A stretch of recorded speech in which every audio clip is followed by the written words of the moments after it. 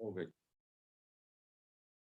ਵਾਹਿਗੁਰੂ ਜੀ ਕਾ ਖਾਲਸਾ, ਵਾਹਿਗੁਰੂ ਜੀ ਕੀ ਫਤਿਹ ਜੀ। ਸਾਰੇ ਵੀਰ ਭੈਣਾਂ ਨੂੰ ਸਵਾਗਤ ਹੈ ਜੀ ਤੁਹਾਡਾ ਸਾਰਿਆਂ ਦਾ ਆਨਲਾਈਨ ਗੁਰਮਤਿ ਕਲਾਸ ਵਿੱਚ। ਜਿਵੇਂ ਕਿ ਆਪ ਜੀ ਨੂੰ ਪਤਾ ਹੈ, ਕੁਝ ਦਿਨ ਤੋਂ ਅਸੀਂ ਸੂਹੀ ਕੀ ਵਾਰ ਦੀ ਵਿਚਾਰ ਆਪਸ ਦੇ ਅੰਦਰ ਸਾਂਝੀ ਕਰ ਰਹੇ ਹਾਂ ਔਰ ਜੀਵਨ ਜੁਗਤ ਸਿੱਖਣ ਦਾ ਯਤਨ ਕਰ ਰਹੇ ਹਾਂ।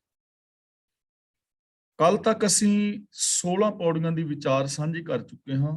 ਅੱਜ 17ਵੀਂ ਪੌੜੀ ਦੀ ਵਿਚਾਰ ਆਰੰਭ ਕਰਾਂਗੇ।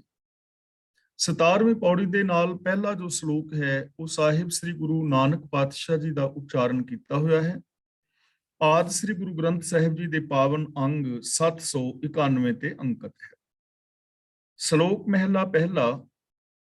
ਦੀਵਾ ਬਲੈ ਅੰਧੇਰਾ ਜਾਏ, ਵੇਦ ਪਾਠ ਮਤ ਪਾਪਾਂ ਖਾਏ। ਵੇਦ ਪਾਠ ਮਤ ਪਾਪਾਂ ਖਾਏ।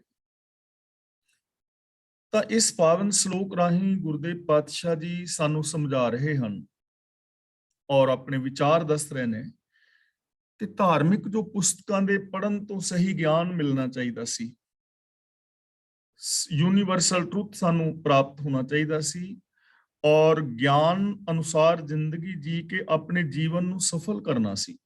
ਜ਼ਿੰਦਗੀ ਚੋਂ ਅਗਿਆਨਤਾ ਦਾ ਹਨੇਰਾ ਮੁਕਾਉਣਾ ਸੀ, ਜਿਸ ਨਾਲ ਸਾਨੂੰ ਪ੍ਰਭੂ ਬਾਰੇ, ਰੱਬੀ ਰਜ਼ਾ ਬਾਰੇ ਸਹੀ ਸਮਝ ਆ ਸਕੇ ਔਰ ਅਸੀਂ ਰੱਬੀ ਗੁਣਾਂ ਦੇ ਧਾਰਨੀ ਹੋ ਕੇ ਔਰ ਰੱਬੀ ਰਜ਼ਾ ਨੂੰ ਸਮਝ ਕੇ, ਰੱਬੀ ਰਜ਼ਾ ਦੇ ਅੰਦਰ ਚੱਲ ਕੇ ਆਪਣੇ ਜੀਵਨ ਨੂੰ ਵੀ ਸਫਲ ਕਰਦੇ ਔਰ ਇਸ ਸਮਾਜ ਔਰ ਸੰਸਾਰ ਨੂੰ ਸੁਚੱਜਾ ਬਣਾਉਂਦੇ।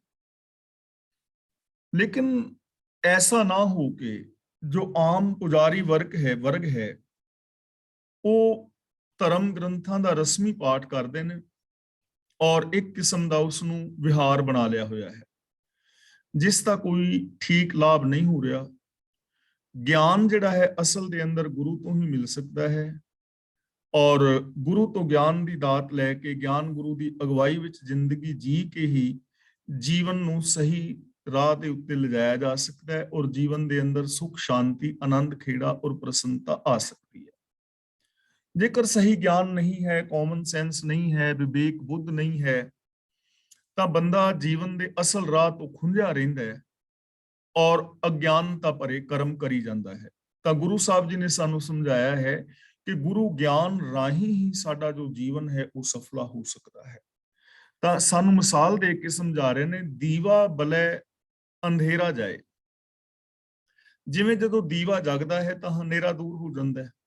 ਹਨੇਰੇ ਨੂੰ ਦੂਰ ਕਰਨ ਦੀ ਲੋੜ ਨਹੀਂ ਪੈਂਦੀ। ਦੀਵਾ ਜਗਦਿਆਂ ਹਨੇਰਾ ਆਟੋਮੈਟਿਕਲੀ ਦੂਰ ਹੋ ਜਾਂਦਾ ਹੈ ਔਰ ਚਾਰ ਚੁਫੇਰੇ ਚਾਨਣਾ ਪਸਰ ਜਾਂਦਾ ਹੈ। ਵੇਦ ਪਾਠ ਮਤ ਪਾਪਾਂ ਖਾਏ।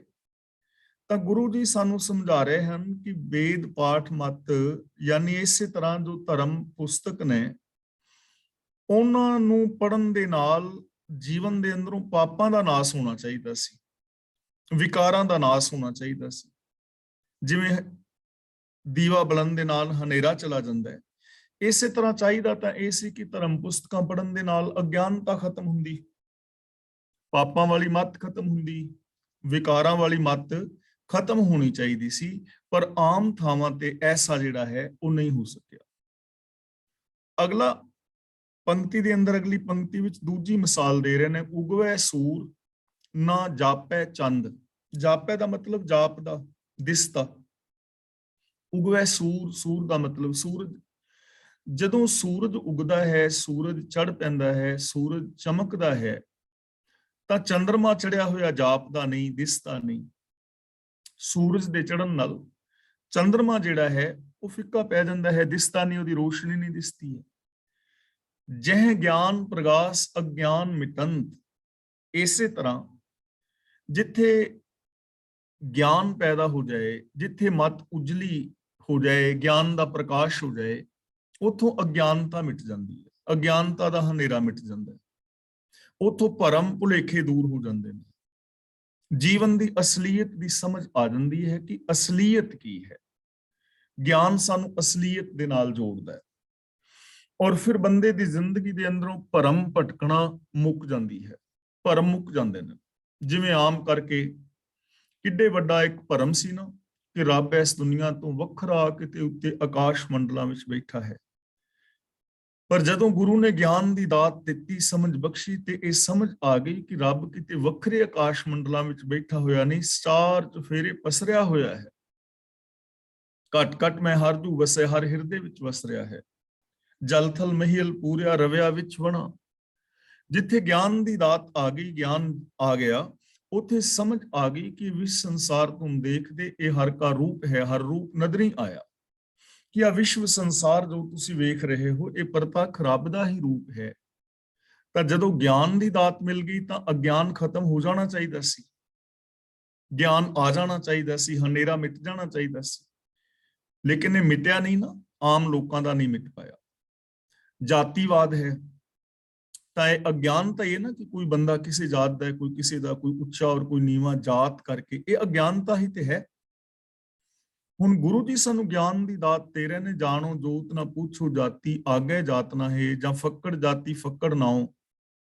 ਜਾਂ ਸਾਨੂੰ ਸਮਝਾ ਰਹੇ ਨੇ, ਅਵਲ ਅੱਲਾਹ ਨੂਰ ਉਪਾਇਆ, ਕੁਦਰਤ ਕੇ ਸਭ ਬੰਦੇ, ਏਕ ਨੂਰ ਤੇ ਸਭ ਜਗ ਉਪਜਿਆ, ਕੌਣ ਭਲੇ ਕੋ ਮੰਦੇ, ਏਕ ਪਿਤਾ ਏਕਸ ਕੇ ਹਮ ਬਾਰਿਕ।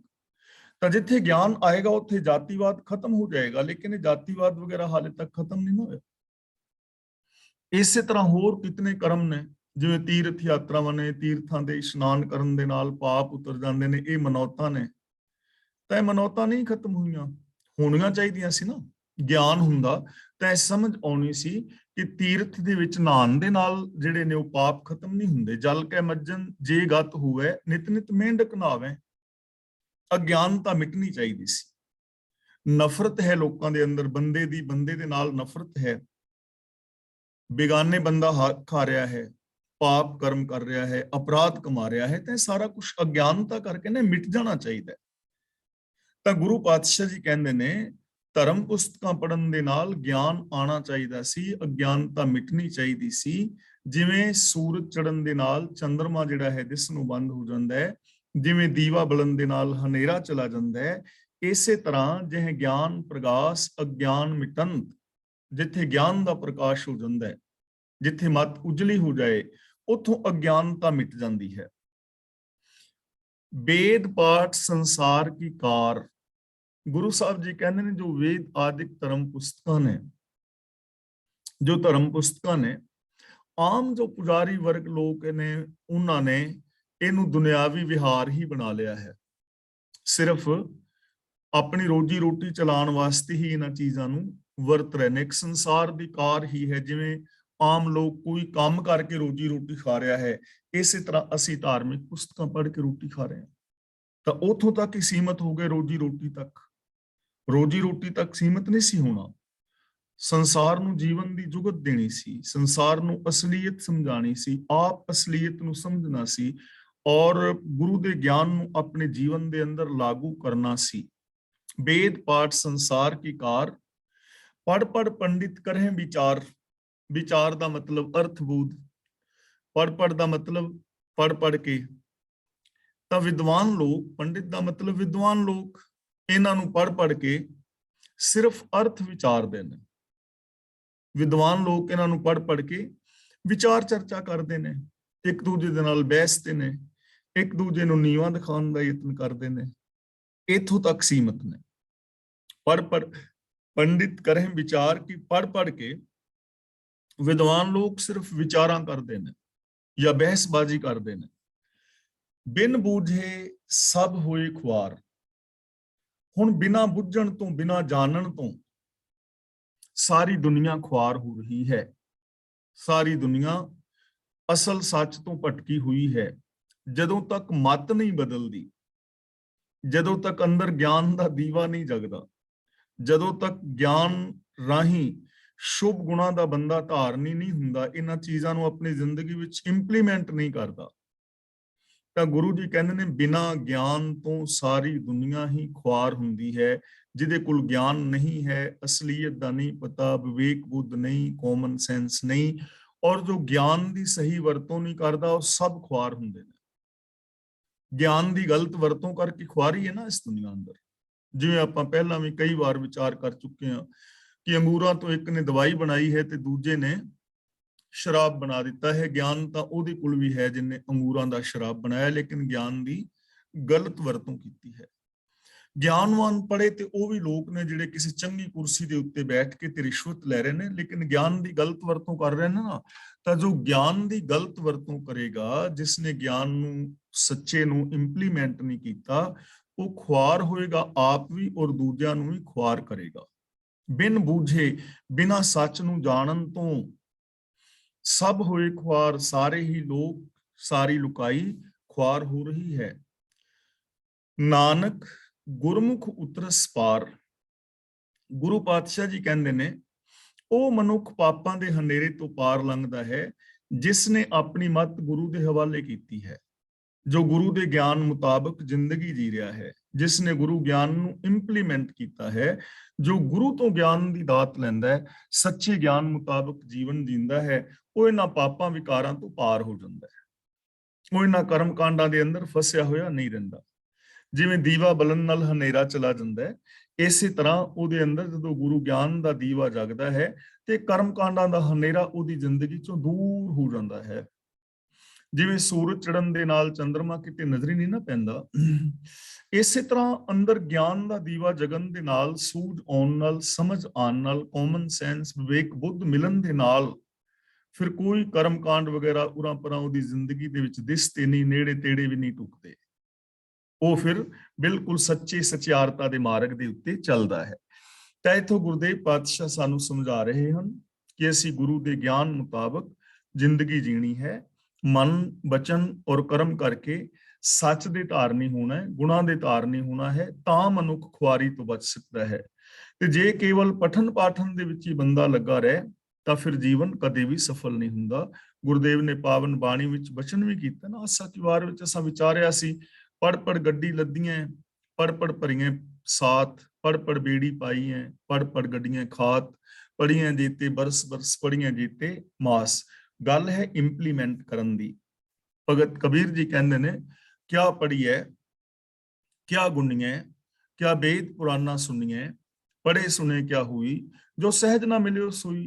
ਵੀ ਪੜਨ ਦਾ ਔਰ ਸੁਣਨ ਦਾ ਕੀ ਲਾਭ, ਜੇਕਰ ਆਤਮਿਕ ਅਡੋਲਤਾ ਦੇ ਅੰਦਰ ਟਿਕ ਕੇ ਪ੍ਰਭੂ ਦਾ ਮਿਲਾਪ ਹਾਸਲ ਨਹੀਂ ਹੋਇਆ, ਤਾਂ ਉਦੋਂ ਤੱਕ ਪੜਨ ਔਰ ਸੁਣਨ ਦਾ ਕੋਈ ਲਾਭ ਨਹੀਂ ਹੋਵੇਗਾ। ਜਦੋਂ ਤੱਕ ਬੰਦਾ ਸੱਚ ਦਾ ਧਾਰਨੀ ਨਹੀਂ ਹੁੰਦਾ, ਤਾਂ ਸਮੱਸਿਆ ਦਾ ਸੋਲੂਸ਼ਨ ਦੱਸ ਰਹੇ ਨੇ, ਗੁਰੂ ਗਿਆਨ ਮੁਤਾਬਕ ਜੋ ਜ਼ਿੰਦਗੀ ਜੀਂਦਾ ਹੈ, ਉਹ ਇਨਸਾਨ ਵਿਕਾਰਾਂ ਤੋਂ, ਪਾਪਾਂ ਅਪਰਾਧਾਂ ਤੋਂ ਪਾਰ ਹੋ ਜਾਂਦਾ ਹੈ। ਮਹਿਲਾ ਪਹਿਲਾ, ਸ਼ਬਦੈ ਸਾਧ ਨਾ ਆਇਓ, ਨਾਮ ਨਾ ਲੱਗੋ ਪਿਆਰ। ਹੁਣ ਜਿਸ ਮਨੁੱਖ ਨੂੰ ਗੁਰੂ ਸ਼ਬਦ ਦਾ ਰਸ ਨਹੀਂ ਆਇਆ ਔਰ ਜਿਸ ਦਾ ਪ੍ਰਭੂ ਦੀ ਸਿਫਤ ਸਲਾਹ ਦੇ ਅੰਦਰ ਪਿਆਰ ਨਹੀਂ ਬਣਿਆ, ਨਾ ਤਾਂ ਰੱਬੀ ਗੁਣਾਂ ਦੇ ਨਾਲ ਪਿਆਰ ਬਣਿਆ, ਮੂਲ ਮੰਤਰ ਦੇ ਅੰਦਰ ਜੋ ਗੁਣ ਦੱਸੇ ਨੇ ਉਹਨਾਂ ਗੁਣਾਂ ਦੇ ਨਾਲ ਪਿਆਰ ਵੀ ਨਹੀਂ ਬਣਿਆ। ਇੱਕ ਓੰਕਾਰ ਕੀ ਇੱਕ ਹੀ ਪਸਰਿਆ ਹੋਇਆ ਹੈ ਚਾਰ ਚੁਫੇਰੇ, ਇਸ ਵਿਚਾਰਧਾਰਾ ਦੇ ਨਾਲ ਪਿਆਰ ਨਹੀਂ ਬਣਿਆ। ਮਨ ਕਰਕੇ ਬੰਦੇ ਨੇ ਇਸ ਚੀਜ਼ ਨੂੰ ਮੰਨਿਆ ਨਹੀਂ। ਸਤਨਾਮ ਰੱਬ ਇੱਕ ਅਟਲ ਸਚਾਈ ਹੈ, ਸਤ ਦਾ ਪਰਾਪੂਰਬਲਾ ਨਾਮ ਹੈ, ਤਾਂ ਨਿਰੋਲ ਸੱਚ ਦੇ ਨਾਲ ਪਿਆਰ ਨਹੀਂ ਬਣਿਆ, ਨਿਰਭੈਤਾ ਨਿਰਵੈਰਤਾ ਦੇ ਨਾਲ ਪਿਆਰ ਨਹੀਂ ਬਣਿਆ। ਸ਼ਬਦੈ ਸਾਧਨਾ ਆਇਓ, ਤੇ ਨਾ ਹੀ ਗੁਰੂ ਸ਼ਬਦ ਦਾ, ਗੁਰੂ ਗਿਆਨ ਦਾ ਸਵਾਦ ਹੀ ਆਇਆ, ਰਸ ਹੀ ਆਇਆ। ਹੁਣ ਇਸ ਚੀਜ਼ ਨੂੰ ਸਮਝ ਲੈਣਾ, ਰਸ ਲੈਣਾ ਹੈ ਸੱਚ ਦਾ, ਪ੍ਰੇਮ ਦਾ, ਦਇਆ ਦਾ, ਨਿਰਭੈਤਾ ਦਾ। ਤੇ ਰਸ ਦਾ ਮੀਨਿੰਗ ਕੀ ਹੈ, ਇਹ ਆਪਾਂ ਪਹਿਲਾਂ ਵੀ ਕਈ ਵਾਰ ਵਿਚਾਰ ਕਰ ਚੁੱਕੇ ਹਾਂ। ਰਸ ਕਿਸ ਨੂੰ ਆਏਗਾ, ਜੋ ਕਿਸੇ ਚੀਜ਼ ਨੂੰ ਚੱਖੇਗਾ।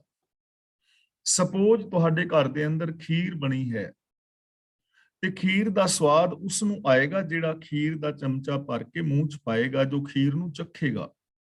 ਬੇਸ਼ੱਕ ਪਤੀਲਾ ਭਰਿਆ ਸਾਹਮਣੇ ਪਿਆ ਹੋਏ, ਖੀਰ ਦਿਸਦੀ ਹੋਏ, ਤਾਂ ਉਹਦਾ ਸਵਾਦ ਨਹੀਂ ਆਏਗਾ ਚੱਖਣ ਤੋਂ ਬਿਨਾਂ। ਜੋ ਚੱਖੇਗਾ ਉਹਨੂੰ ਉਹਦੇ ਸਵਾਦ ਦਾ, ਮਿਠਾਸ ਦਾ ਪਤਾ ਲੱਗੇਗਾ।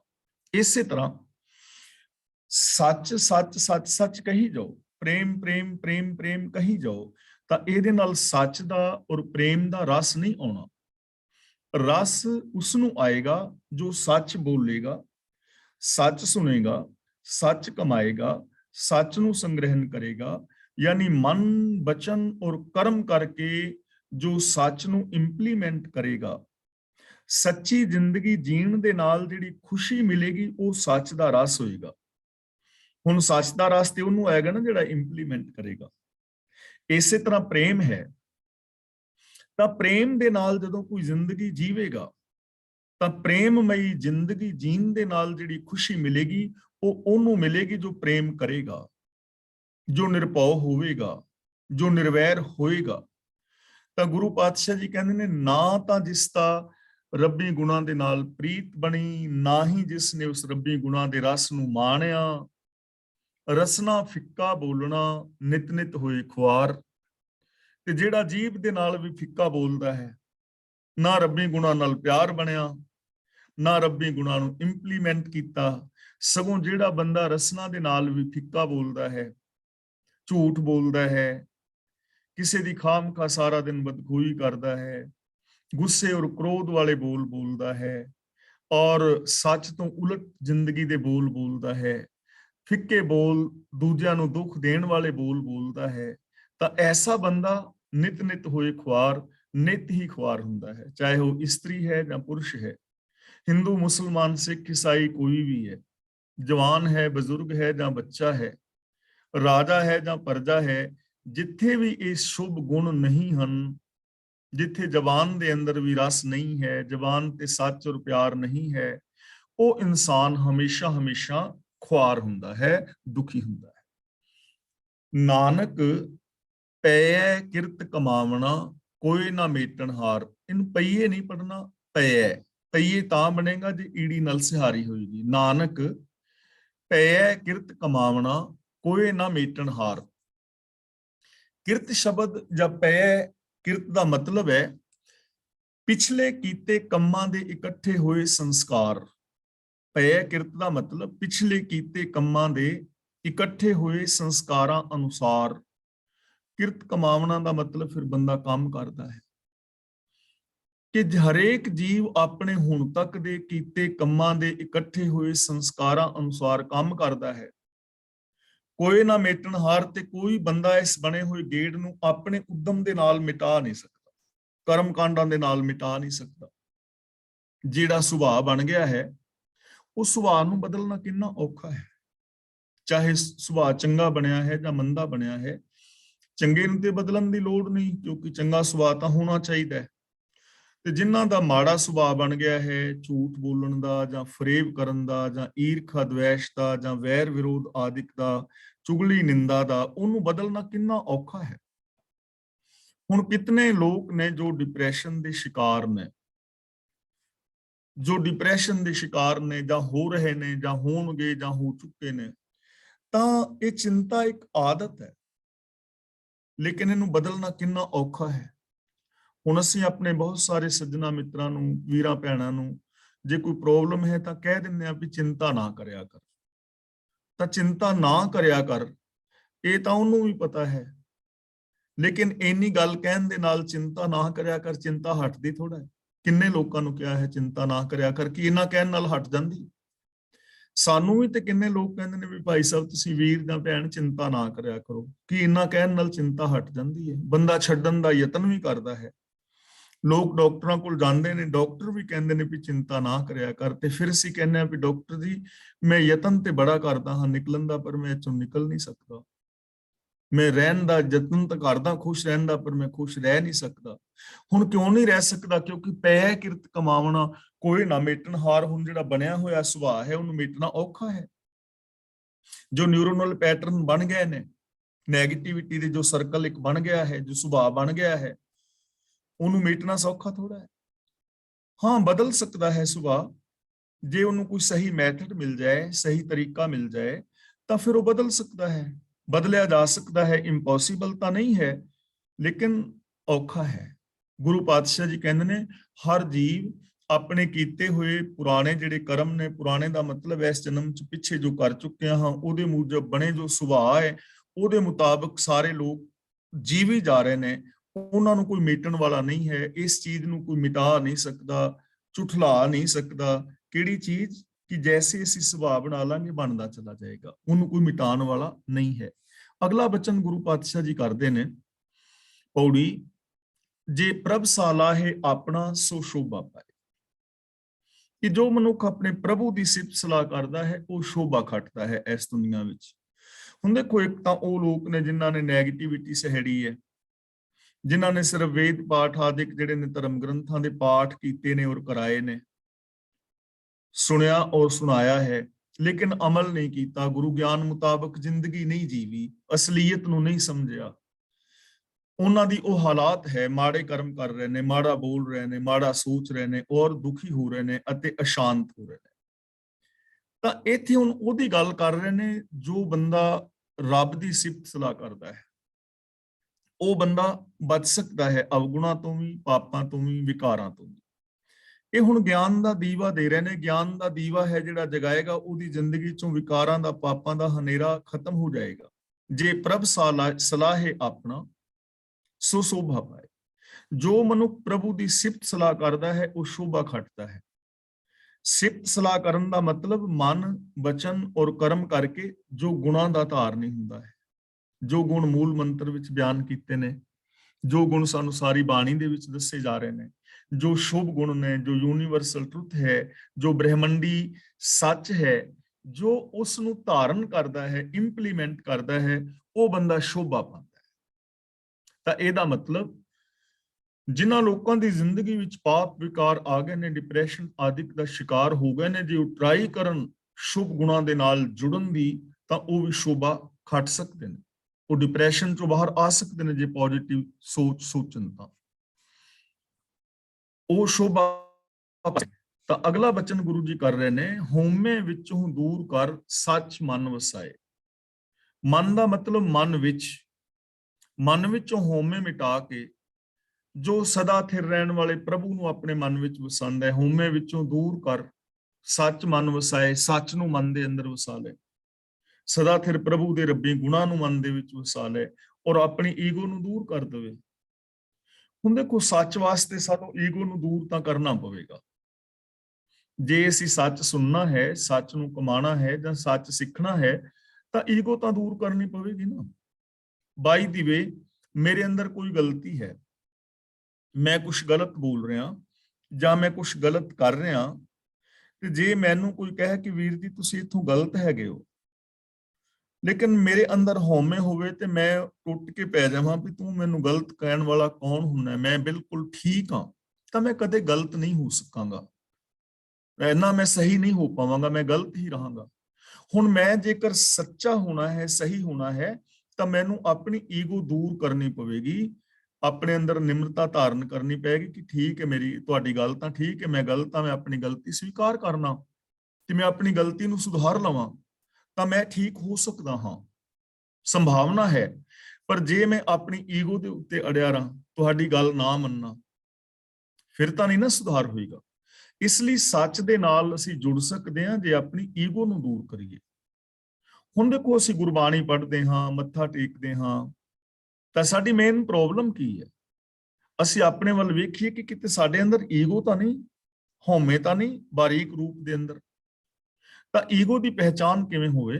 ਉਹਦੀ ਇੱਕ ਹੀ ਪਹਿਚਾਨ ਹੈ ਕਿ ਕੀ ਅਸੀਂ ਗੁਰਬਾਣੀ ਅਨੁਸਾਰ ਜ਼ਿੰਦਗੀ ਜੀਂਦੇ ਹਾਂ, ਬੋਲੀਏ ਸੱਚ, ਧਰਮ ਝੂਠ ਨਾ ਬੋਲੀਏ, ਗੁਰੂ ਦੇ ਇਸ ਬਚਨ ਨੂੰ ਮੰਨ ਲਿਆ। ਜੇ ਮੰਨ ਲਿਆ ਹੈ ਤਾਂ ਸਾਡੇ ਅੰਦਰ ਈਗੋ ਨਹੀਂ ਹੈ, ਕਿਉਂਕਿ ਗੁਰੂ ਦੇ ਅੱਗੇ ਅਸੀਂ ਸ਼ੀਸ਼ ਨਿਵਾ ਦਿੱਤਾ ਹੈ, ਨਿਮਰਤਾ ਦੇ ਨਾਲ ਗੁਰੂ ਦੇ ਬਚਨਾਂ ਨੂੰ ਮੰਨ ਲਿਆ। ਪਰ ਜੇ ਅਸੀਂ ਝੂਠ ਬੋਲ ਰਹੇ ਹਾਂ, ਫਰਜ਼ਾਂ ਦੀ ਗੱਲ ਨਹੀਂ ਕਰਦੇ, ਤੇ ਇਹਦਾ ਮਤਲਬ ਅਸੀਂ ਗੁਰੂ ਦੇ ਇਸ ਬਚਨ ਦੀ ਪਰਵਾਹ ਨਹੀਂ ਕੀਤੀ, ਸਾਡੇ ਅੰਦਰ ਈਗੋ ਹੈ। ਹੱਕ ਪਰਾਇਆ ਨਾਨਕਾ ਸੂਰ ਸੁਗਾਏ, ਜੇ ਬੇਗਾਨਾ ਹੱਕ ਖਾਣਾ ਛੱਡ ਦਿੱਤਾ ਹੈ ਤਾਂ ਸਾਡੇ ਅੰਦਰ ਈਗੋ ਨਹੀਂ ਹੈ, ਕਿਉਂਕਿ ਅਸੀਂ ਗੁਰੂ ਦੇ ਬਚਨ ਮੰਨ ਲਏ ਨੇ। ਤੇ ਜੇ ਬੇਗਾਨਾ ਹੱਕ ਖਾ ਰਹੇ ਹਾਂ ਕਿਸੇ ਵੀ ਰੂਪ ਵਿੱਚ, ਤਾਂ ਇਹਦਾ ਮਤਲਬ ਅਸੀਂ ਗੁਰੂ ਦੇ ਬਚਨ ਨਹੀਂ ਮੰਨੇ। ਹਰ ਬਿਨ ਹੋਰ ਨਾ ਪੂਜੋ, ਮੜੇ ਮਸਾਨ ਨਾ ਜਾਈ, ਤ੍ਰਿਸ਼ਨਾ ਰਾਚ ਨਾ ਪਰ ਕਰ ਜਾਵਾਂ, ਤ੍ਰਿਸ਼ਨਾ ਨਾਮ ਬੁਝਾਈ। ਜੇ ਮੜੀਆਂ ਮਸਾਣਾ ਤੇ ਜਾਣਾ ਛੱਡ ਦਿੱਤਾ ਹੈ ਤਾਂ ਇਟ ਮੀਨ ਸਾਡੇ ਅੰਦਰ ਈਗੋ ਨਹੀਂ ਹੈ, ਅਸੀਂ ਗੁਰੂ ਦਾ ਬਚਨ ਮੰਨ ਲਿਆ ਹੈ। ਪਰ ਜੇ ਫਿਰ ਵੀ ਅਸੀਂ ਪਰ ਸ਼ਬਦ ਨਾਲ ਲਾ ਕੇ ਮੜੀਆਂ ਮਸਾਣਾ ਤੇ ਜਾ ਰਹੇ ਹਾਂ ਜਾਂ ਹੋਰ ਕਰਮ ਕਾਂਡ ਕਰ ਰਹੇ ਹਾਂ, ਤਾਂ ਇਟ ਮੀਨਸ ਸਾਡੇ ਅੰਦਰ ਈਗੋ ਟਿਕੀ ਹੋਈ ਹੈ, ਮਨ ਦੀ ਮੱਤ ਟਿਕੀ ਹੋਈ ਹੈ। ਇਸ ਲਈ ਗੁਰੂ ਜੀ ਕਹਿੰਦੇ ਨੇ, ਜੋ ਆਪਣੇ ਅੰਦਰੋਂ ਹਉਮੈ ਨੂੰ ਗਵਾ ਲੈਂਦਾ ਹੈ, ਉਹ ਸੱਚ ਨੂੰ ਆਪਣੇ ਮਨ ਦੇ ਅੰਦਰ ਵਸਾ ਲੈਂਦਾ ਹੈ, ਉਹ ਸ਼ੋਭਾ ਪਾਉਂਦਾ ਹੈ।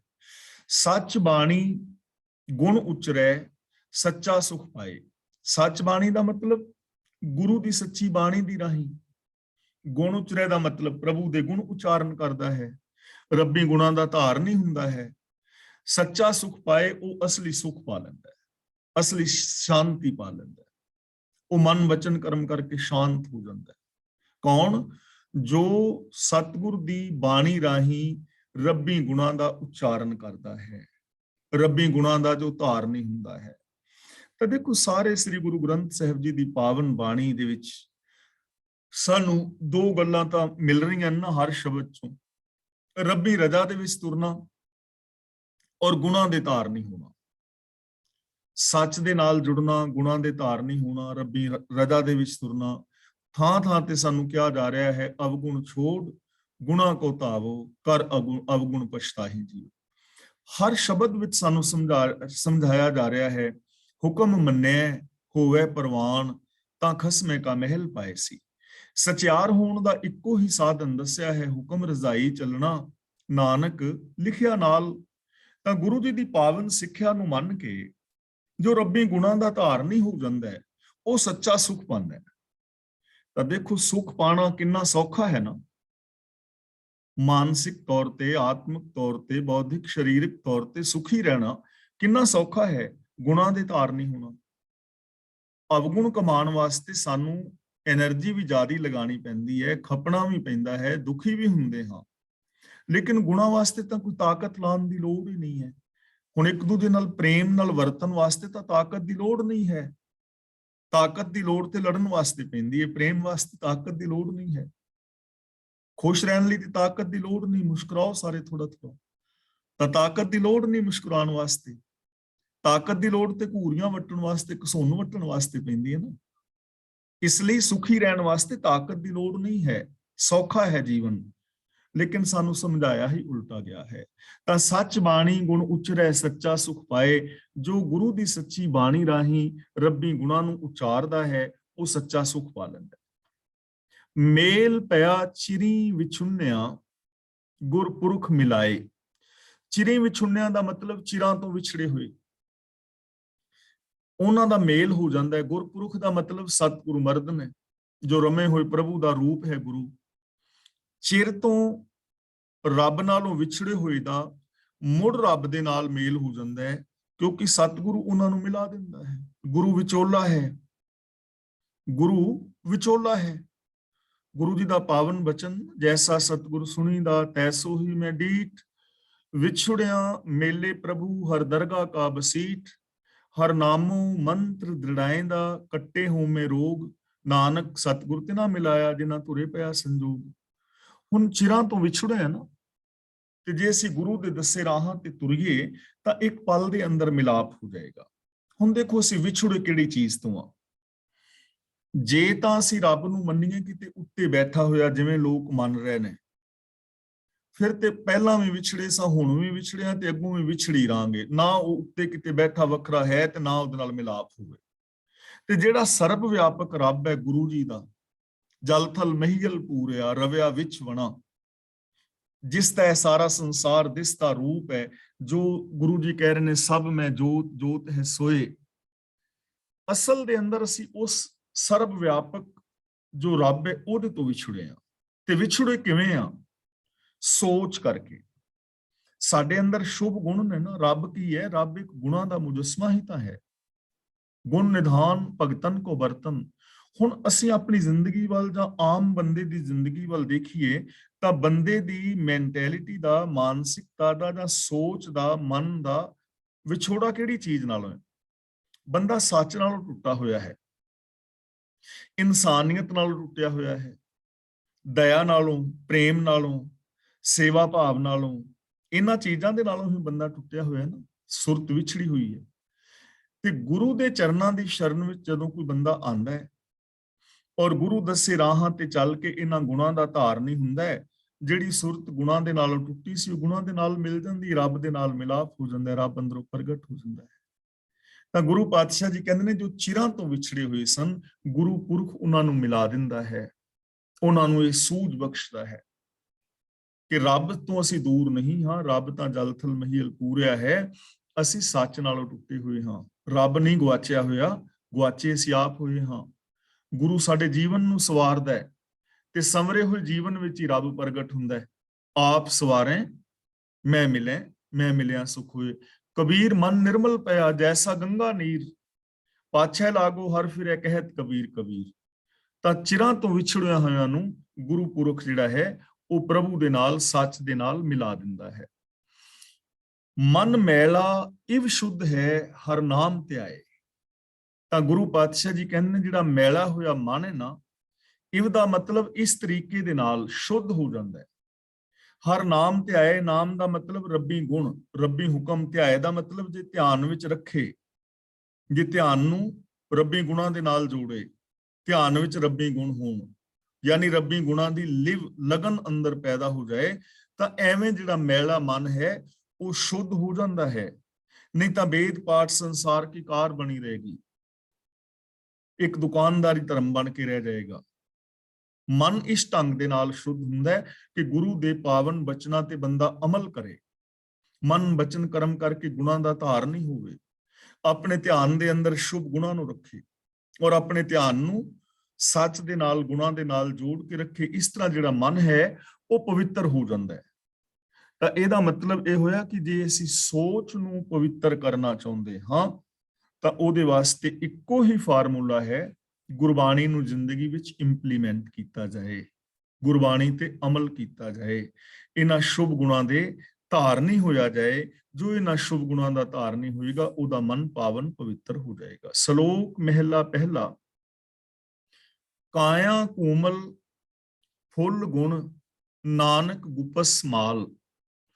ਕਾਇਆ ਦਾ ਮਤਲਬ ਸਰੀਰ, ਤੇ ਕੋਮਲ ਦਾ ਮਤਲਬ ਹੈ ਕੂਮਲੀ, ਜਿਹਨੂੰ ਅਸੀਂ ਕਰੂੰਬਲ ਕਹਿੰਦੇ ਆ ਨਾ, ਪੰਜਾਬੀ ਵਿੱਚ ਕਹਿੰਦੇ ਨੇ ਕਰੂੰਬਲ।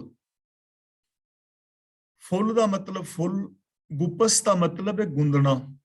ਜਿਵੇਂ ਅਸੀਂ ਕਿਸੇ ਫੁੱਲਾਂ ਦੀ ਮਾਲਾ ਵਗੈਰਾ ਪਰੋਂਦੇ ਹਾਂ, ਮਾਲ ਦਾ ਮਤਲਬ ਹਾਰ, ਇੱਥੇ ਮਾਲ ਦਾ ਮਤਲਬ ਮਾਲਾ ਹੈ, ਗੁਪਸ ਦਾ ਮਤਲਬ ਗੁੰਦਣਾ। ਕਾਇਆ ਕੋਮਲ, ਕਾਇਆ ਕੋਮਲ ਦਾ ਮਤਲਬ ਹੈ ਕਰੂੰਬਲੀ। ਹੁਣ ਜਦੋਂ ਬਸੰਤ ਬਹਾਰ ਆਉਂਦੀ ਹੈ ਨਾ, ਤਾਂ ਰੁੱਖਾਂ ਦੇ ਵਿੱਚੋਂ ਨਿੱਕੀਆਂ ਨਿੱਕੀਆਂ ਕਰੂੰਬਲਾਂ ਨਿਕਲਦੀਆਂ ਨੇ, ਤੇ ਉਹਨਾਂ ਕਰੂੰਬਲਾਂ ਦੇ ਨਾਲ ਫਿਰ ਮੁੜ ਕੇ ਫੁੱਲ ਲੱਗਦੇ ਨੇ। ਉਹ ਫੁੱਲ ਜਿਹੜੇ ਨੇ ਅੱਗੇ ਫਲ ਦੇ ਵਿੱਚ ਕਨਵਰਟ ਹੁੰਦੇ ਨੇ। ਤਾਂ ਗੁਰੂ ਪਾਤਸ਼ਾਹ ਜੀ ਕਹਿੰਦੇ ਨੇ, ਹੇ ਨਾਨਕ, ਇਹ ਜਿਹੜਾ ਸਾਡਾ ਸਰੀਰ ਹੈ ਨਾ, ਇਹ ਮਾਨੋ ਫੁੱਲਾਂ ਵਾਲੇ ਬੂਟਿਆਂ ਦੀ ਕਰੂੰਬਲ ਹੈ, ਤੇ ਪ੍ਰਭੂ ਦੇ ਗੁਣ ਇਸ ਕੋਮਲ ਟਹਿਣੀ ਨੂੰ ਮਾਨੋ ਫੁੱਲ ਨੇ, ਫੁੱਲ ਲੱਗੇ ਹੋਏ ਨੇ। ਨਾਨਕ ਗੁਪਸ ਮਾਲ, ਹੈ ਨਾਨਕ, ਕੋਈ ਵਿਰਲਾ ਹੈ ਜਿਹੜਾ ਇਹਨਾਂ ਸ਼ੁਭ ਗੁਣਾਂ ਦੀ ਮਾਲਾ ਗੁੰਦਦਾ ਹੈ, ਜਿਹੜਾ ਇਹਨਾਂ ਸ਼ੁਭ ਗੁਣਾਂ ਦੀ ਮਾਲਾ ਗੁੰਦਦਾ ਹੈ। ਹੁਣ ਦੇਖੋ, ਇੱਕ ਟਹਿਣੀ ਹੈ, ਇੱਕ ਰੁੱਖ ਹੈ, ਉਸ ਰੁੱਖ ਦੇ ਨਾਲ ਟਹਿਣੀਆਂ ਨੇ ਕੋਮਲ, ਉਹਨਾਂ ਕੋਮਲ ਕੋਮਲ ਟਹਿਣੀਆਂ ਦੇ ਨਾਲ ਬੜੇ ਸੋਹਣੇ ਫੁੱਲ ਲੱਗੇ ਨੇ। ਹੁਣ ਇੱਕ ਬੰਦਾ ਆ ਰਿਹਾ ਹੈ, ਉਹ ਚਲਾ ਗਿਆ, ਬਸ ਉਹਨੇ ਉਧਰ ਧਿਆਨ ਵੀ ਨਹੀਂ ਦਿੱਤਾ। ਲੇਕਿਨ ਦੂਜਾ ਬੰਦਾ ਐਸਾ ਹੈ ਜਿਸ ਨੇ ਉਹਨਾਂ ਫੁੱਲਾਂ ਦੀ ਮਾਲਾ ਗੁੰਦ ਲਈ, ਔਰ ਮਾਲਾ ਗੁੰਦ ਕੇ ਉਹਨੂੰ ਆਪਣੇ ਗਲੇ ਵਿੱਚ ਪਾਇਆ, ਉਹਨਾਂ ਫੁੱਲਾਂ ਨੂੰ ਯੂਜ਼ ਕੀਤਾ। ਇੱਥੇ ਇੱਕ ਮਿਸਾਲ ਦਿੱਤੀ ਹੈ ਕਿ ਇੱਕ ਬੰਦਾ ਇਗਨੋਰ ਕਰ ਰਿਹਾ ਹੈ, ਉਹਨੇ ਫੁੱਲਾਂ ਦੀ ਕੋਈ ਵਾਸ਼ਨਾ ਨਹੀਂ ਲਈ, ਉਹਦੇ ਵਾਸਤੇ ਫੁੱਲ ਹੋਏ ਨਾ ਹੋਏ ਇੱਕ ਬਰਾਬਰ ਨੇ, ਨਾ ਉਹ ਫੁੱਲਾਂ ਦੀ ਉਸ ਟਹਿਣੀ ਦੇ ਥੱਲੇ ਛਾਂ ਵਿੱਚ ਬੈਠਾ, ਨਾ ਫੁੱਲਾਂ ਦੀ ਸੁਗੰਧ ਲਈ। ਲੇਕਿਨ ਇੱਕ ਬੰਦਾ ਹੈ ਜੇ ਤੇ ਥੱਲੇ ਗਿਆ, ਰੁੱਖ ਦੇ ਕਿਰੇ ਹੋਏ ਫੁੱਲ ਨੇ, ਉਹਨੇ ਉਹਨਾਂ ਫੁੱਲਾਂ ਨੂੰ ਚੁਗਿਆ, ਔਰ ਜਿਹੜੇ ਕਿਰੇ ਹੋਏ ਫੁੱਲ ਐਵੇਂ ਹੀ ਬੇਕਾਰ ਜਾਣੇ ਸਨ, ਉਹਨਾਂ ਦੀ ਇੱਕ ਸੋਹਣੀ ਦੀ ਸੁੰਦਰ ਦੀ ਮਾਲਾ ਬਣਾ ਲਈ, ਗੁੰਦ ਲਿਆ, ਗੁਲਦਸਤਾ ਬਣਾ ਲਿਆ। ਨਾਲੇ ਉਹਨੇ ਸੁੰਦਰਤਾ ਵਧਾਈ, ਨਾਲੇ ਉਹਨੇ ਸੁਗੰਧ ਲਈ। ਹੁਣ ਇੱਕ ਮਿਸਾਲ ਸੀ।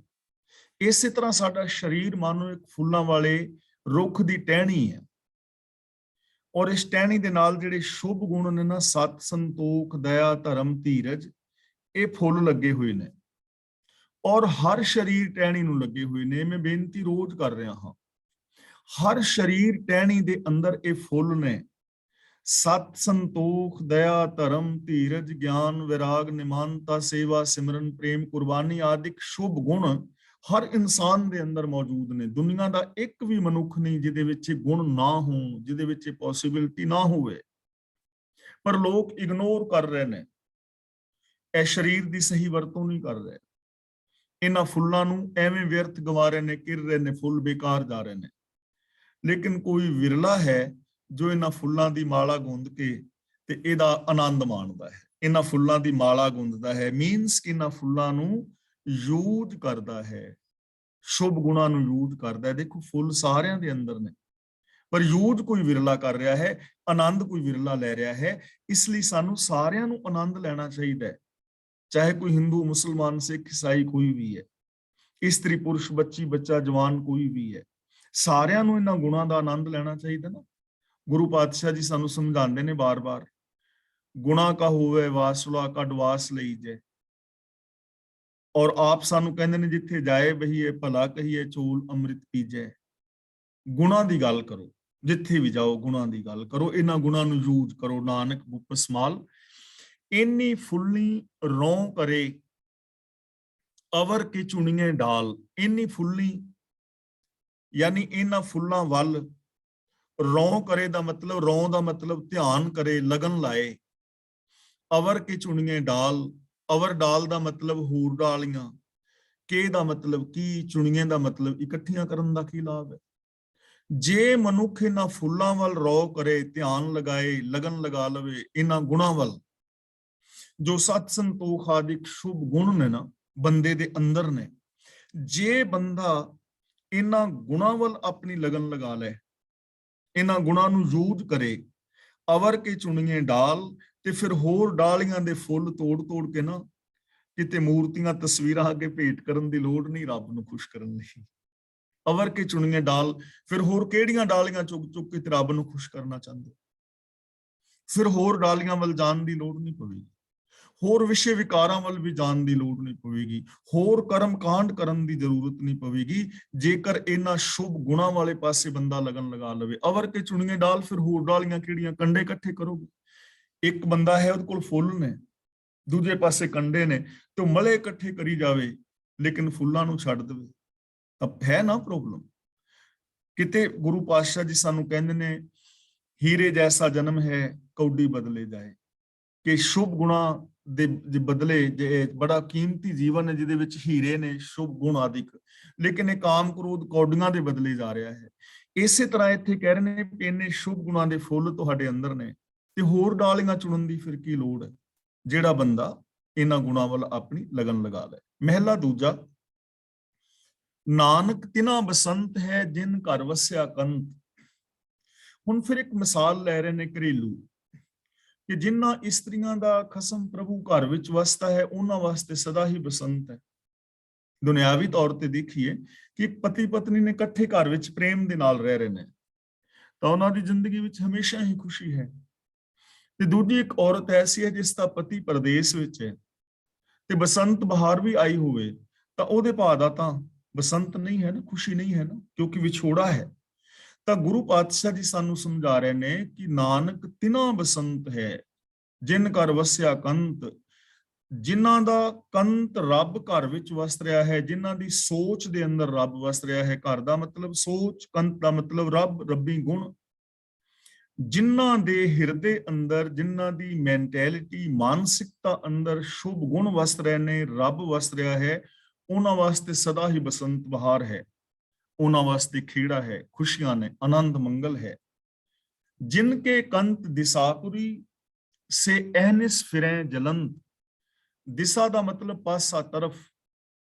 ਦਿਸਾਪੁਰੀ ਦਾ ਮਤਲਬ ਕਿਸੇ ਲਾਂਭ ਦੇ ਨਗਰ ਵਿੱਚ, ਪਰਦੇਸ ਵਿੱਚ। ਦਿਸਾਪੁਰੀ ਦਾ ਮਤਲਬ ਪਰਦੇਸ ਵਿੱਚ। ਅਹਨਿਸ ਦਾ ਮਤਲਬ ਦਿਨ ਰਾਤ। ਫਿਰੈ ਜਲੰਤ ਦਾ ਮਤਲਬ ਸੜਦੀਆਂ ਨੇ, ਭਾਵ ਦੁਖੀ ਹੁੰਦੀਆਂ ਨੇ।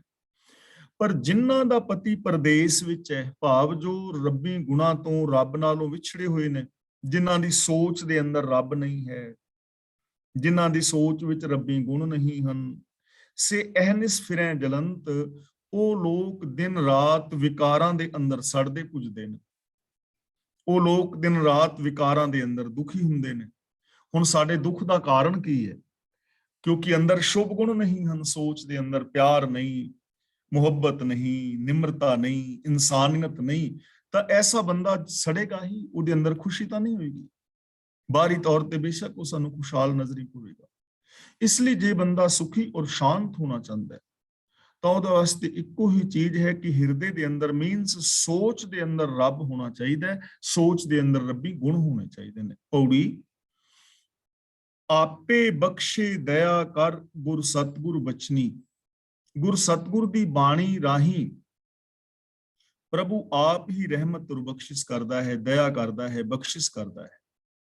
ਕਿਵੇਂ ਬਖਸ਼ਿਸ਼ ਕਰਦਾ ਹੈ? ਗੁਰੂ ਦੇ ਬਚਨਾਂ ਰਾਹੀਂ। ਜੋ ਗੁਰੂ ਦੇ ਬਚਨਾਂ ਤੇ ਅਮਲ ਕਰੇਗਾ, ਜੋ ਗੁਰੂ ਦੇ ਬਚਨਾਂ ਨੂੰ ਇੰਪਲੀਮੈਂਟ ਕਰੇਗਾ, ਭਾਵ ਗਿਆਨ ਗੁਰੂ ਦੀ ਅਗਵਾਈ ਅੰਦਰ ਜੋ ਜ਼ਿੰਦਗੀ ਜੀਵੇਗਾ, ਉਹ ਰੱਬ ਦੀ ਬਖਸ਼ਿਸ਼ ਦਾ ਪਾਤਰ ਬਣ ਜਾਏਗਾ। ਉਹਦੇ ਪਿਛਲੇ ਔਗਣ ਬਖਸ਼ੇ ਜਾਣਗੇ, ਮੀਨਸ ਕਿ ਉਹਦੇ ਪਿਛਲੇ ਅਵਗੁਣ ਖਤਮ ਹੋ ਜਾਣਗੇ, ਅੱਗੋਂ ਉਹਦੀ ਚੰਗੀ ਜ਼ਿੰਦਗੀ ਸ਼ੁਰੂ ਹੋ ਜਾਏਗੀ, ਉਹਦੇ ਜੀਵਨ ਵਿੱਚ ਸੁਖ ਸ਼ਾਂਤੀ ਆ ਜਾਏਗੀ, ਜੋ ਗੁਰੂ ਦੇ ਦੱਸੇ ਰਾਹਾਂ ਤੇ ਚੱਲੇਗਾ। ਅਨਦਿਨ ਸੇਵੀ ਗੁਣ ਰਵਾਂ, ਮਨ ਸੱਚੇ ਰਚਨੀ। ਸੇਵੀ ਮੈਂ ਸੇਵਾ, ਰਵਾਂ ਮੈਂ ਰਵਾਂ। ਅਨਦਿਨ ਦਾ ਮਤਲਬ ਹਰ ਰੋਜ਼, ਸੇਵੀ ਦਾ ਮਤਲਬ ਮੈਂ ਸੇਵਾ ਕਰਾਂ, ਗੁਰੂ ਦੇ ਦੱਸੇ ਰਾਹ ਤੇ ਤੁਰਾਂ। ਰਵਾਂ ਦਾ ਮਤਲਬ ਉਚਰਾਂ, ਉਚਾਰਾਂ, ਚੇਤੇ ਕਰਾਂ। ਰਚਨੀ ਦਾ ਮਤਲਬ ਜੁੜਨਾ। ਹੇ ਪ੍ਰਭੂ ਮਿਹਰ ਕਰ ਕਿ ਮੈਂ ਹਮੇਸ਼ਾ ਤੇਰੇ ਗੁਣਾਂ ਨੂੰ ਚੇਤੇ ਕਰਾਂ ਔਰ ਮੇਰਾ ਮਨ ਤੇਰੇ ਅੰਦਰ ਜੁੜਿਆ ਰਹੇ, ਤੇਰੇ ਹੁਕਮ ਵਿੱਚ ਜੁੜਿਆ ਰਹੇ ਔਰ ਤੇਰੇ ਗੁਣਾਂ ਦੇ ਅੰਦਰ ਮੇਰਾ ਮਨ ਹਮੇਸ਼ਾ ਜੁੜਿਆ ਰਹੇ। ਮੈਂ ਤੇਰੀ ਰਜ਼ਾ ਵਿੱਚ ਤੁਰਾਂ ਔਰ ਤੇਰੇ ਗੁਣਾਂ ਦੇ ਨਾਲ ਮੇਰੀ ਲਿਵ ਹਮੇਸ਼ਾ ਹਮੇਸ਼ਾ ਲੱਗੀ ਰਹੇ। ਪ੍ਰਭ ਮੇਰਾ ਬੇਅੰਤ ਹੈ, ਅੰਤ ਕਿਨੇ ਨਾ ਲਖਨੀ। ਲਖਨੀ ਦਾ ਮਤਲਬ ਜਾਣਨਾ, ਪਾਣਾ। ਮੇਰਾ ਪ੍ਰਭੂ ਬੇਅੰਤ ਹੈ, ਕਿਸੇ ਵੀ ਜੀਵ ਨੇ ਉਸ ਦਾ ਅੰਤ ਨਹੀਂ ਪਾਇਆ, ਯਾਨੀ ਪ੍ਰਭੂ ਅਨੰਤ ਹੈ। ਗੁਣ ਅਨੰਤ ਨੇ, ਦਾਤਾ ਅਨੰਤ ਨੇ, ਸੰਸਾਰ ਅਨੰਤ ਹੈ, ਰਚਨਾ ਅਨੰਤ ਹੈ। ਇੱਥੇ ਕਿਸੇ ਵੀ ਚੀਜ਼ ਦਾ ਅੰਤ ਨਹੀਂ ਹੈ, ਬੇਅੰਤ ਬੇਅੰਤ ਹੈ ਸਭ ਕੁਝ। ਤੇ ਯਾਦ ਰੱਖਣਾ, ਇੱਥੋਂ ਸਾਡੀ ਜ਼ਿੰਦਗੀ ਵਾਸਤੇ ਇੱਕ ਬਹੁਤ ਵੱਡੀ ਪੋਜ਼ਿਟਿਵ ਸਕਾਰਾਤਮਕ ਸੋਚ ਨਿਕਲ ਰਹੀ ਹੈ ਕਿ ਇੱਥੇ ਸਭ ਕੁਝ ਅਨੰਤ ਹੈ, ਤਾਂ ਇਹਦਾ ਮਤਲਬ ਸਾਡੇ ਅੰਦਰ ਅਨੰਤ ਵਿਕਾਸ ਕਰਨ ਦੀਆਂ ਸੰਭਾਵਨਾਵਾਂ ਨੇ। ਚਾਹੇ ਉਹ ਅਸੀਂ ਸਰੀਰਕ ਤੌਰ ਤੇ ਸੁਖੀ ਰਹਿਣਾ ਹੈ, ਮਾਨਸਿਕ ਤੌਰ ਤੇ ਸੁਖੀ ਰਹਿਣਾ ਹੈ, ਬੌਧਿਕ ਤੌਰ ਤੇ ਅਸੀਂ ਗਿਆਨ ਹਾਸਲ ਕਰਨਾ ਹੈ, ਜਾਂ ਸਾਇੰਸ ਦੀ ਤਰੱਕੀ ਕਰਨੀ ਹੈ, ਜਾਂ ਧਰਮ ਦੀ ਦੁਨੀਆ ਵਿੱਚ ਉੱਚੇ ਉੱਠਣਾ ਹੈ, ਤਾਂ ਕਿਸੇ ਵੀ ਚੀਜ਼ ਦਾ ਅੰਤ ਨਹੀਂ ਹੈ। ਅਨੰਤ ਪੋਸੀਬਿਲਿਟੀਜ਼ ਨੇ ਹਰ ਇਨਸਾਨ ਦੇ ਅੰਦਰ। ਸਤਿਗੁਰ ਚਰਣੀ ਲੱਗਿਆਂ ਹਰ ਨਾਮ ਨਿਤ ਜਪਨੀ। ਲੱਗਿਆਂ ਦਾ ਮਤਲਬ ਚਰਣੀ ਪੈਣ ਨਾਲ, ਗੁਰੂ ਦੀ ਸ਼ਰਣੀ ਪੈਣ ਨਾਲ। ਹਰ ਨਾਮ ਨਿਤ ਜਪਨੀ, ਜਪਨੀ ਦਾ ਮਤਲਬ ਜਪਣਾ, ਜਾਣਨਾ, ਸਾਂਝ ਪਾਣੀ। ਨਾਮ ਦਾ ਮਤਲਬ ਰੱਬੀ ਗੁਣ। ਜੇ ਗੁਰੂ ਦੇ ਚਰਨੀ ਲੱਗਿਆ ਜਾਏ, ਮੀਨਸ ਗੁਰੂ ਦੇ ਦੱਸੇ ਰਾਹਾਂ ਤੇ ਤੁਰਿਆ ਜਾਏ, ਤਾਂ ਹੀ ਜੋ ਰੱਬੀ ਗੁਣ ਨੇ ਉਹਨਾਂ ਨੂੰ ਜ਼ਿੰਦਗੀ ਵਿੱਚ ਇੰਪਲੀਮੈਂਟ ਕੀਤਾ ਜਾ ਸਕਦਾ ਹੈ, ਉਹਨਾਂ ਨੂੰ ਜਾਣਿਆ ਜਾ ਸਕਦਾ ਹੈ, ਰੱਬੀ ਗੁਣਾਂ ਦੇ ਨਾਲ ਸਾਂਝ ਪਾਈ ਜਾ ਸਕਦੀ ਹੈ। ਮਨ ਬਚਨ ਕਰਮ ਕਰਕੇ ਰੱਬੀ ਗੁਣਾਂ ਦੇ ਧਾਰਨੀ ਹੋਇਆ ਜਾ ਸਕਦਾ ਹੈ, ਰੱਬੀ ਗੁਣਾਂ ਨੂੰ ਚੇਤੇ ਵਿੱਚ ਵਸਾਇਆ ਜਾ ਸਕਦਾ ਹੈ। ਕਿਵੇਂ? ਗੁਰੂ ਦੇ ਚਰਨੀ ਲੱਗਿਆ, ਗੁਰੂ ਦੇ ਰਾਹਾਂ ਤੇ ਤੁਰਿਆ। ਜੋ ਇੱਛੈ ਸੋ ਫਲ ਪਾਏ ਸੀ, ਸਭ ਘਰੇ ਵਿੱਚ ਜਚਨੀ। ਸਭ ਜਚਨੀ ਦਾ ਮਤਲਬ ਸਾਰੀਆਂ ਮੰਗਾਂ। ਘਰੇ ਵਿੱਚ ਦਾ ਮਤਲਬ ਘਰ ਦੇ ਵਿੱਚ ਹੀ। ਜੋ ਇੱਛਾ ਸੋ ਫਲ ਪਾਏ ਸੀ, ਜੋ ਰੱਬੀ ਰਜ਼ਾ ਵਿੱਚ ਤੁਰਦਾ ਹੈ, ਜੋ ਗੁਰੂ ਦੇ ਦੱਸੇ ਰਾਹਾਂ ਤੇ ਚੱਲਦਾ ਹੈ, ਉਹਦੀਆਂ ਸਾਰੀਆਂ ਲੋੜਾਂ ਘਰ ਵਿੱਚ ਹੀ ਪੂਰੀਆਂ ਹੋ ਜਾਂਦੀਆਂ ਨੇ। ਉਹ ਜਿਸ ਫਲ ਦੀ ਤਾਂਘ ਕਰਦਾ ਸੀ, ਉਹ ਫਲ ਉਸ ਨੂੰ ਮਿਲ ਜਾਂਦਾ ਹੈ। ਤੇ ਉਹ ਫਲ ਕਿਹੜੇ ਦੀ ਤਾਂਘ ਕਰ ਰਿਹਾ ਹੈ? ਰੱਬ ਦਾ ਪਿਆਰਾ। ਮੰਗੋ ਦਾਨ ਠਾਕੁਰ ਨਾਮ, ਅਵਰ ਕਛੂ ਮੇਰੇ ਸੰਗ ਨਾ ਚਾਲੇ, ਮਿਲੇ ਕਿਰਪਾ ਗੁਣਗਾਮ। ਰੱਬ ਦੇ ਪਿਆਰੇ ਦੀ ਤਾਂਘ ਹੁੰਦੀ ਹੈ ਕਿ ਮੈਂ ਸਚਿਆਰ ਹੋ ਜਾਵਾਂ, ਮੈਂ ਰੱਬ ਦੇ ਵਿੱਚ ਮਿਲ ਕੇ ਰੱਬ ਵਰਗਾ ਹੋ ਜਾਵਾਂ, ਮੇਰੀ ਜ਼ਿੰਦਗੀ ਵਿੱਚ ਖੁਸ਼ੀ ਖੇੜੇ ਆਨੰਦ ਪ੍ਰਸੰਨਤਾ ਆ ਜਾਣ। ਤਾਂ ਇਹ ਸਾਰੀਆਂ ਜਿਹੜੀਆਂ ਮੰਗਾਂ ਨੇ, ਮਤਲਬ ਜਿਹੜਾ ਉਹਦਾ ਗੋਲ ਹੁੰਦਾ ਹੈ, ਉਸ ਗੋਲ ਨੂੰ ਪਾ ਲੈਂਦਾ ਹੈ। ਤੇ ਬਾਕੀ ਦੀਆਂ ਉਹਦੀਆਂ ਸਾਰੀਆਂ ਮੰਗਾਂ, ਜਿਹੜੀਆਂ ਆਸਾ ਤ੍ਰਿਸ਼ਨਾਵਾਂ ਨੇ, ਉਹ ਮੁੱਕ ਜਾਂਦੀਆਂ ਨੇ ਔਰ ਘਰ ਦੇ ਅੰਦਰ ਹੀ ਇੱਛਾ ਪੂਰੀ ਹੋ ਜਾਂਦੀ ਹੈ। ਉਹਨੂੰ ਬਾਹਰ ਭਟਕਣ ਦੀ ਲੋੜ ਨਹੀਂ ਪੈਂਦੀ। ਘਰ ਦਾ ਮਤਲਬ ਹਿਰਦੇ ਅੰਦਰ, ਸੋਚ ਦੇ ਅੰਦਰ ਸਭ ਕੁਝ ਸਾਡੀ ਸੋਚ ਵਿੱਚ ਪਿਆ ਹੋਇਆ ਹੈ। ਸਿਰਫ ਸੋਚ ਨੂੰ ਕਨਵਰਟ ਕਰਨ ਦੀ ਲੋੜ ਹੈ, ਸੋਚ ਨੂੰ ਪੋਜ਼ਿਟਿਵ ਕਰਨ ਦੀ ਲੋੜ ਹੈ, ਸਕਾਰਾਤਮਕ ਕਰਨ ਦੀ ਲੋੜ ਹੈ, ਸੋਚ ਨੂੰ ਗੁਰਮਤਿ ਆਸ਼ੇ ਅਨੁਸਾਰ ਢਾਲਣ ਦੀ ਲੋੜ ਹੈ। ਸੋਚ ਬਦਲਣ ਦੇ ਨਾਲ ਸਾਰਾ ਸੰਸਾਰ ਔਰ ਸਾਰੇ ਦਾ ਸਾਰਾ ਜੀਵਨ ਸਾਡਾ ਜਿਹੜਾ ਹੈ ਉਹ ਬਦਲ ਜਾਏਗਾ। ਇਸ ਲਈ ਜ਼ਰੂਰਤ ਹੈ ਕਿ ਅਸੀਂ ਗੁਰੂ ਪਾਤਸ਼ਾਹ ਜੀ ਦੀ ਪਾਵਨ ਬਾਣੀ ਭਾਈ ਆਪ ਪੜ੍ਹੀਏ, ਗੁਰਬਾਣੀ ਦੀ ਵਿਚਾਰ ਕਰੀਏ, ਔਰ ਗੁਰਬਾਣੀ ਅਨੁਸਾਰ ਜ਼ਿੰਦਗੀ ਜੀ ਕੇ ਆਪਣੇ ਜੀਵਨ ਨੂੰ ਸਫਲ ਕਰਨ ਦਾ ਯਤਨ ਕਰੀਏ। ਤਾਂ ਅੱਜ ਦੀ ਵਿਚਾਰ ਮੈਂ ਇੱਥੇ ਸਮਾਪਤ ਕਰਦਾ ਹਾਂ ਜੀ। ਅੱਜ ਦੀ ਇਸ ਵਿਚਾਰ ਵਿੱਚ ਜੇ ਕਿਸੇ ਵੀਰ ਭੈਣ ਦਾ ਕੋਈ ਸਵਾਲ ਹੈ ਤਾਂ ਉਹ ਆਪ ਸਵਾਲ ਕਰ ਸਕਦੇ ਹੋ, ਔਰ ਜੇ ਕਿਸੇ ਵੀਰ ਭੈਣ ਨੇ ਆਪਣੇ ਵਿਚਾਰ ਦੇਣੇ ਨੇ ਤਾਂ ਅਨਮਿਊਟ ਹੋ ਕੇ ਉਹ ਵਿਚਾਰ ਦੇ ਸਕਦੇ ਹੋ। ਕਲਾਸ ਦੀ ਅਗਲੀ ਕਾਰਵਾਈ ਵੀਰ ਤਰਲੋਚਨ ਸਿੰਘ ਜੀ ਕਰ ਰਹੇ ਨੇ। ਹੋਈਆਂ ਭੁੱਲਾਂ ਦੀ ਖਿਮਾ। ਵਾਹਿਗੁਰੂ ਜੀ ਕਾ ਖਾਲਸਾ, ਵਾਹਿਗੁਰੂ ਜੀ ਕੀ ਫਤਿਹ।